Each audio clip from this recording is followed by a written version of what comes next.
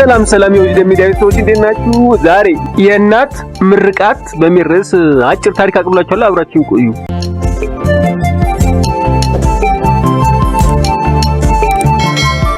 ባልና ሚስቶች 4 ልጆች ነበሯቸው። ባልየው ሲሞቱ 4 ልጆቹ የአባትና እናታቸው ሀብት ለ4 ተካፍለው እናታቸው ግን አንድ ወር ከአንደኛው ልጃቸው ጋር ሌላኛው ወር ደግሞ ከሌላኛው ልጃቸው ጋር እየዞሩ እንዲጦሩ ሐሳብ ቀረበ። ሶስቱም የመጀመሪያ ልጆች ሲስማሙ የመጨረሻው አራተኛው ልጅ ግን በዚህ ሐሳብ አልስማማም። የራሴ ሐሳብ አለኝ አለና ለኔ የሚደርሰኝ ሀብት ንብረት ሁሉ ለራሳችሁ ውሰዱት፣ በሀብትና ንብረት ፈንታ እናቴን ስጡኝና እኔ ብቻዬ ልጡራት አላቸው። ሶስቱም ልጆች በዚህ ሐሳብ ተስማሙ። ምክንያቱ ለአንተ የሚደርስህ ሀብትና ንብረት ከሰጠህን እናታችን የመጦር ኃላፊነትም ከወሰድክልን እኛ ምን ተዕዳችን ብሎ ፈቀዱለት። የመጨረሻው ልጅ እናቱን ይዞ ወደ ቤት ሄደ። ሚስቱ ትንሽ አንገራገረች። የሚገባህን ሀብትና ንብረት ለምን አልወሰድክም?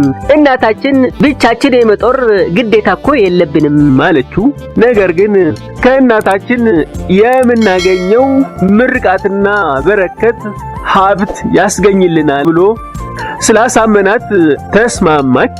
ባልና ሚስቶች እናታቸውን ተንከባክቦ ጦሩ።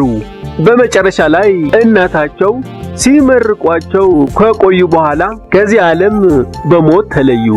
እናም ይሄ ሰው በህልሙ ጫካ ላይ ከአንድ ትልቅ ዛፍ ስር 2 የወርቅ ሳንቲሞች ተመለከተ።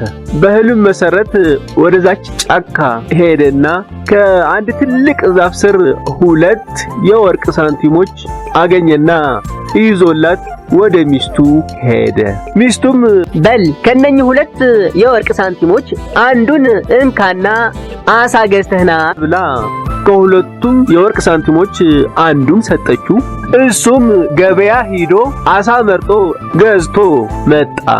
አሳው ስታርደው ግን ከአሳው ሆድ ውስጥ 2 ውድ ዕንቁዎች አገኘች። በጣም ተደሰተች። እነኚህ ውድ ዕንቁዎች የእናታችን ምርቃት በረከቶች መሆን አለባቸው አሉና ባልየው ከነኚህ 2 ዕንቁዎች አንዷን ይዞ ወደ ጌጣጌጦች መሸጫ ሱቅ ሂዶ ዕንቁን ሲያሳያቸው የጌጣጌጥ ነጋዴዎችም ይሄን ዕንቁ የመግዛት አቅም የለንም፣ በጣም ውድ ዕንቁዎች ናቸው፣ ባይሆን ንጉሱ ጋር ሄድና ንጉሱ ይገዛህ ይሆናል አሉት። እነሱ በነገሩት መሰረትም አንዷን ዕንቁ ይዞ ከንጉሱ ዘንድ ሲሄድ ንጉሱ በጣም ተገረመ። ይሄ ውድ ዕንቁ እንዴት ታገኘኸው ብሎ ጠየቀው። ያ የመጨረሻ ልጅ ያሳለፈውን ሕይወት ለንጉሱ ሁሉ ሲገልጽለት ይሄ ንጉስ በጣም አደነቀው። አንተ በጣም ደግ መልካም ሰው ነህ። ይሄ ሁሉ ሀብት በእናትህ ምርቃት ምክንያት ነው ያገኘኸው። ያቺ የቀረችዋን 2ኛዋን ዕንቁ ይዘህናና ብዙ ወርቅ እሰጥሃለሁ አለው። ንጉሱ በነገረው መሰረትም የቀረችዋን ዕንቁ ይዞለት ሄደ። ንጉሱም ብዙ ወርቅ በአህያ ጭኖ ሰጠው። ወርቁን ይዞ ወደ ቤቱ ሲመለስ ሚስቱ ወርቁን ስታይ በጣም ተደሰተች። አንተማ ድሮም ነግረኸኝ ነበረ የእናታችን ምርቃት ሀብታም እንደሚያደርገን ብዙ ቀን ደጋግመህ ነግረኸኛል እና ልክ ነበርክ። ይኸው የዚህ ሁላ ወርቅ ሀብት ንብረት ባለቤቶች ሆነናል ማለችው። ባልና ሚስቶች በተድላ በደስታ ኖሩ ይባላል። ውድ የቻናሌ ቤተሰቦች ከዚህ ታሪክ ምንድነው የምንማረው?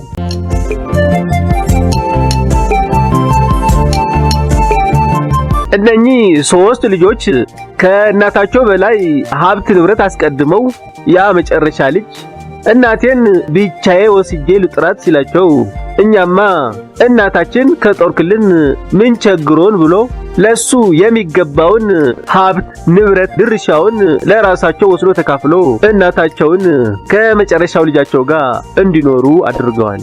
ያ የመጨረሻ ልጅም ለእናቱ ባደረገው እንክብካቤ እናቱ በሰጡት ምርቃት በረከት አግኝቶ ከሁሉም ወንድሞቹ በላይ ሀብታም መሆን ችለዋል። እኛስ ወላጆቻችን እየተንከባከብናቸው ምርቃታቸውም እያገኘን ነው ወይስ እኛን ለማሳደግ ያሁን ለፍዳቸውን አይተው አሁንም በስተእርጅናቸው እያስቸገርናቸው ነው? አንዳንድ ልጆች ሀብት፣ ንብረት፣ አቅም ያላቸው ወላጆቻቸውን ወደ አረጋውያን መጦሪያ ተቋም የሚያስገቡ አሉ።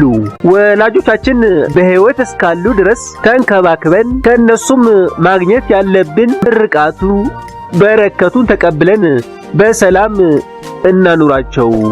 ታሪኩን ከወደዳችሁት ላይክ፣ ሼር፣ ሰብስክራይብ አድርጉ። አመሰግናለሁ።